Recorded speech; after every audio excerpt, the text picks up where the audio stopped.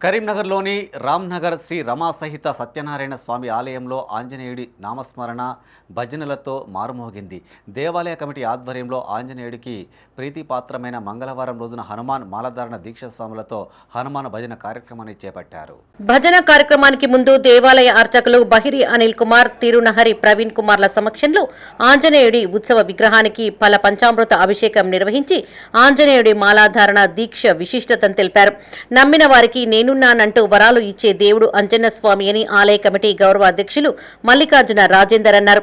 చిన్నపిల్లల నుండి పెద్దల వరకు అంజన్న అని పిలిస్తే పలుకుతాడనే నమ్మకం కలిగిన దేవుడని చెప్పారు. జిల్లాలో ప్రసిద్ధి పొందిన ఆ సత్యదేవుని ఆలయంలో హనుమాన్ స్వామి దీక్షా పర్లతో భజన కార్యక్రమం నిర్వహించి స్వాములకు అన్న వితరణ చేయడంతో భక్తిభావాన్ని చాటుకున్నట్లయిందని తెలిపారు. ఆంజనేయ స్వామి అభిషేకం, హనుమాన్ భజన కార్యక్రమంలో పాల్గొన్న స్వాములకు, భక్తులకు, కాలనీవాసులకు స్వామివారి ఆశీస్సులు, తీర్థ ప్రసాదాలను అందజేశారు.